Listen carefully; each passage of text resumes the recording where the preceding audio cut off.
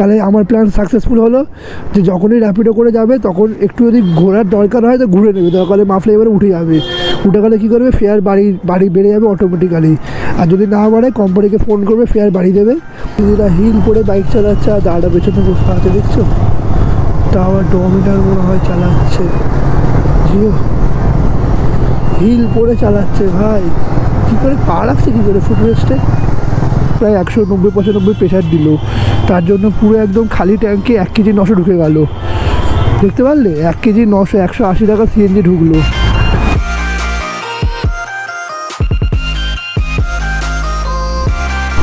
তো hey guys, welcome to my channel ride rover. আর আজ হচ্ছে 2 জানুয়ারি 2025, টাইম হচ্ছে এখন 9টা বেজে 16 মিনিট, আর আমি বেরিয়ে গেছি কাজে। কিন্তু সিএনজি তেমন নেই, একদমই বলতে গেলে শেষের দিকে বা প্রায় শেষ। আর সবচেয়ে বড় খারাপ ব্যাপার হচ্ছে কোনো খবর নেই যে আশেপাশে 3টে সিএনজি পাম্পে সিএনজি আছে কি না, বুড়োশিবতলা, মহাবীরতলা, ঠাকুরপুকুর। তো আমাকে ম্যানুয়ালি গিয়ে দেখতে হবে যে আছে কি না, মানে লাকে। তো ডিসাইড করলাম ঠাকুরপুকুরে গিয়ে দেখি আগে, যদি থাকে তো ভরে নেবো, তারপর যেতে হবে লীলাতে, সবচেয়ে বিরক্তিকর পাম্পটা, আর তারপর তো মহাবীরতলা রয়েছে। কারণ নাহলে পেট্রোলে পুরো দিন চালাতে হবে আজকে, প্রবলেমের ব্যাপার। তো চলো দেখি সিএনজি পাম্পে সিএনজি আছে কিনা। তো চলো গাইস, ঠাকুরপুকুর সিএনজি পাম্পে এসে গেছি, আর অলরেডি একটা পার্সেলও পেয়ে গেছি পোর্টার থেকে। সেটা হলো তোমার 145 টাকা দেবে, ভবানীপুরে যাবে। কিন্তু তার আগে দেখি সিএনজি অ্যাভেলেবেল নাকি, মনে তো হচ্ছে সিএনজি নেই।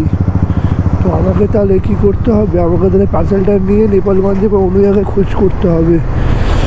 অলরেডি শেষ প্রায় সিএনজি যেটা রয়েছে, না সিএনজি নেই, হাটিয়া কপাল খারাপ।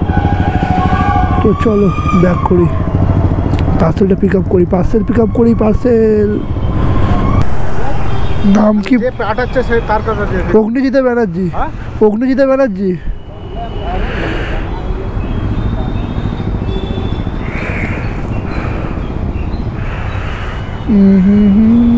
পানিয়া প্রপোসর ভবানীপুর, ওকে।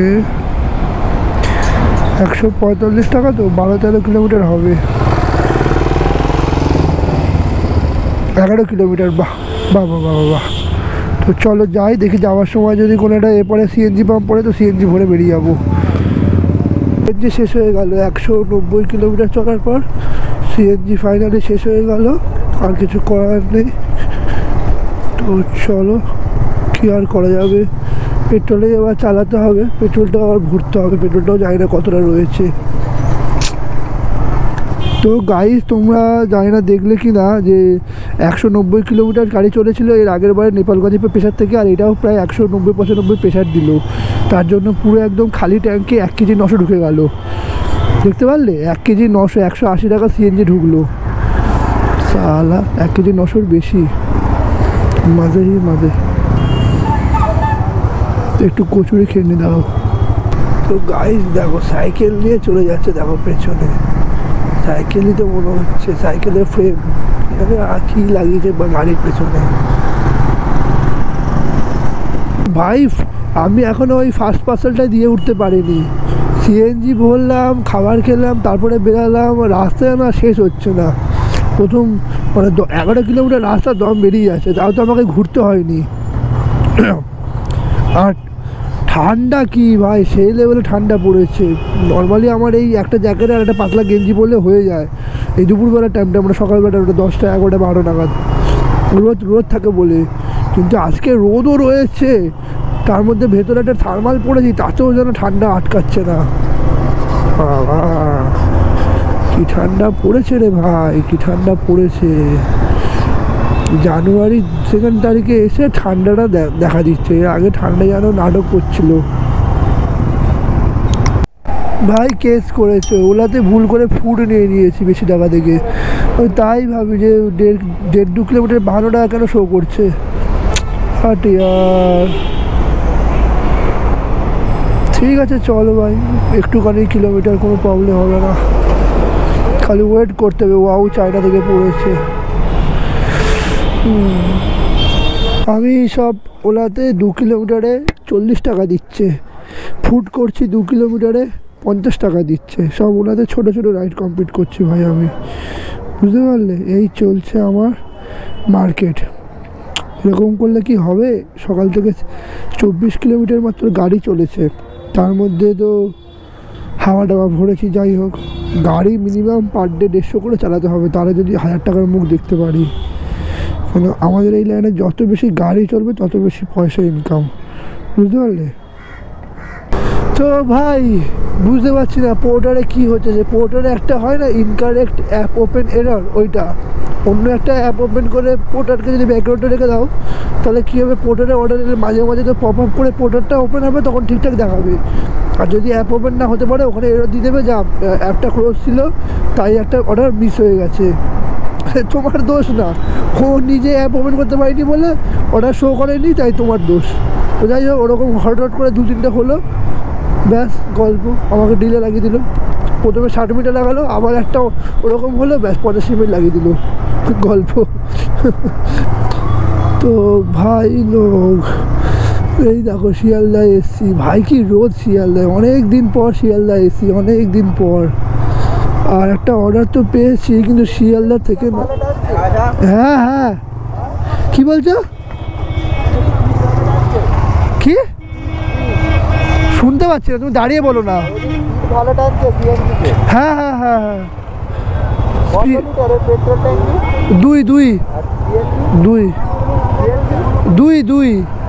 2 কেজি 2 কেজি।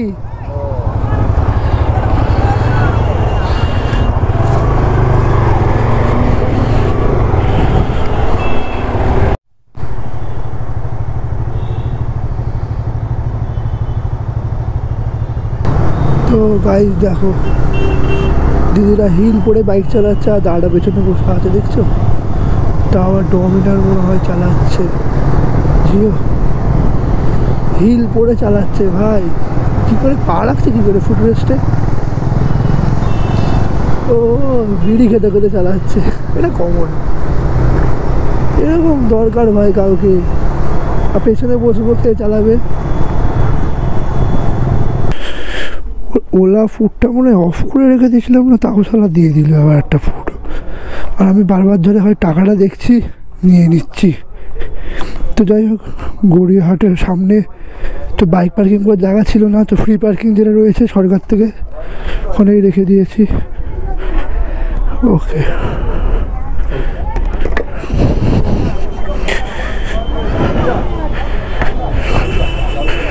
তা যাবে কোথায় যাবে বলতো? লোকেশনটা বা আমাদের দিকে রয়েছে জিও। ও মাই গড, টালিগঞ্জ, আচ্ছা ভালো জায়গা রয়েছে রে, লাগিয়েছে এরা। কি রে ভাই, এগুলো মুছছে নাকি ল্যাংটো পদে? এ ভাই এগুলো কি, এইসব কি বাসের পেছনে লাগিয়েছে? নটি ড্রাইভার।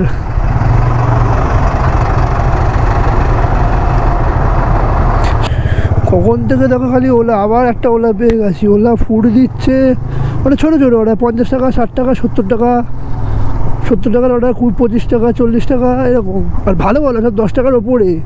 বাইকও মোটামুটি 9 টাকা 10 টাকা, আর খাবার তো সব টাকা, 15 টাকা 20 টাকা করে কিলোমিটার, মানে তুমি যদি হিসাব করো তো। এবার ওর মধ্যে ওয়েট টাইমটাও আছে, সেটাও একটা আলাদা ব্যাপার। কিন্তু যাই হোক, তাই শুধু ওলা, র্যাপিডও দিচ্ছেই না। 10 মিনিট ধরে তো অন আছি, 5 মিনিট 10 মিনিট ধরে অন আছি প্রত্যেকটা রাইডের পরে, তাই দিচ্ছেই না। তো যাই হোক, আর আবার একটা পেয়ে গেলাম, দেখো ওটাও ওলাতে সেম। কালীঘাট যাবে 5 কিলোমিটার, আর 600 মিটার মনে হয় পিক আপ।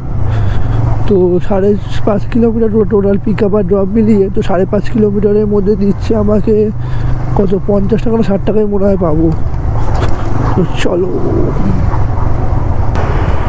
আপনি, আমি ওই দিক দিয়ে এলাম, দেখতে পেয়েছি আপনাকে, কিন্তু উল্টো দিকে তো দাঁড়িয়ে আছেন, তো ওই জন্য প্রবলেমটা হলো। হ্যাঁ আমি জানি, আমি আগে ওই গ্যাপটা লক্ষ্য করিনি, আর ওই গ্যাপটাতে ঢুকে যেতাম।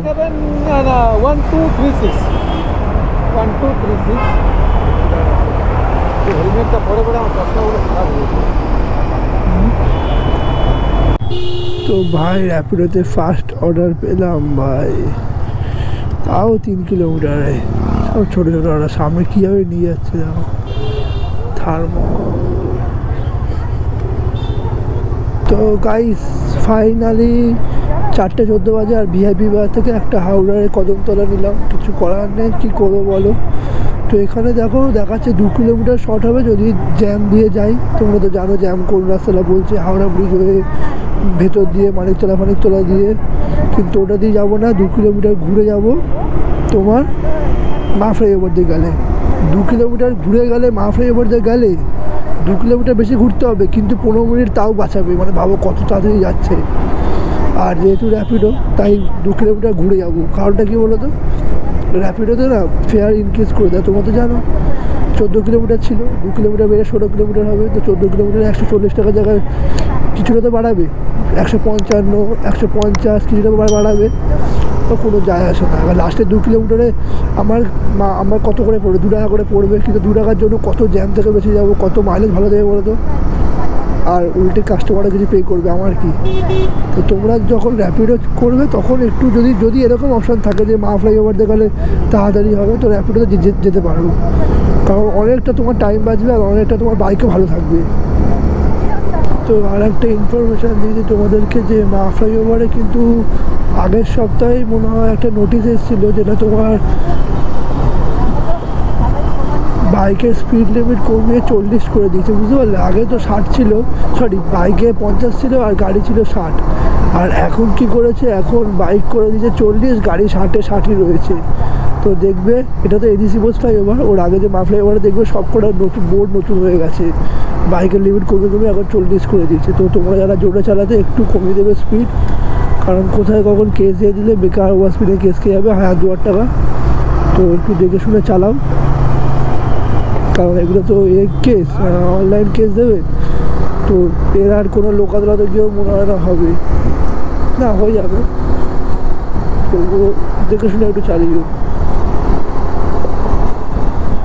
তো ভাই সেকেন্ড হুগলি ব্রিজে স্বাগত।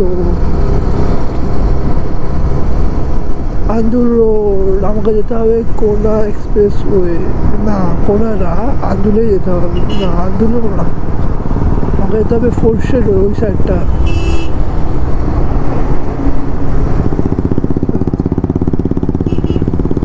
Welcome welcome welcome.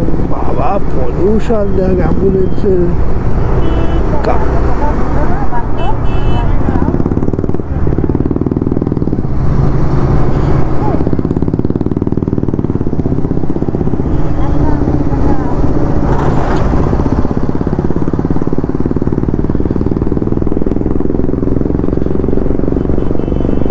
তো ভাই লোক দেখো লাস্ট অর্ডারটা দেখে নাও।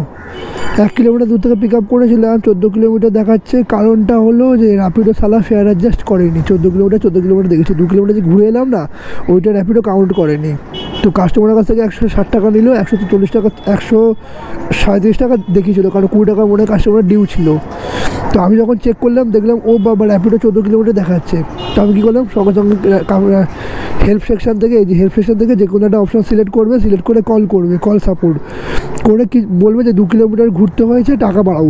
তো ওরা কী করলো, 30 টাকা অ্যাড করে দিল। দেখলে দেখো 30 টাকা অ্যাড করে দিল, কারণ কি এক্সট্রা ঘুরেছি তাই টাকা পেয়ে গেছে, ওটা কোম্পানি আমাকে দিয়ে দিল। তাহলে কত হলো, 160 টাকা আমার ইনকাম হয়ে গেলো। দেখো 160 টাকা ইনকাম হয়ে গেল। আর আমি কত কিলোমিটার এসেছি, 16 কিলোমিটারে 160 টাকা, র্যাপিডো 10 টাকা করে পেয়ে গেলাম। তাহলে আমার প্ল্যান সাকসেসফুল হলো, যে যখনই র্যাপিডো করে যাবে তখন একটু যদি ঘোরার দরকার হয় তো ঘুরে নেবে, দরকার হলে মা ফ্লাইওভারে উঠে গেলে কী করবে, ফেয়ার বাড়ি বেড়ে যাবে অটোমেটিক্যালি। আর যদি না বাড়ে কোম্পানিকে ফোন করবে, ফেয়ার বাড়িয়ে দেবে। আর তো কাস্টমারকে বললেও কাস্টমার রাজি হয়ে যায়, বুঝতে পারলে। আর ওলা উবেরে করবে না এইসব, ওলাতে তো করবেই না, ওলা একদমই বাড়ায় না।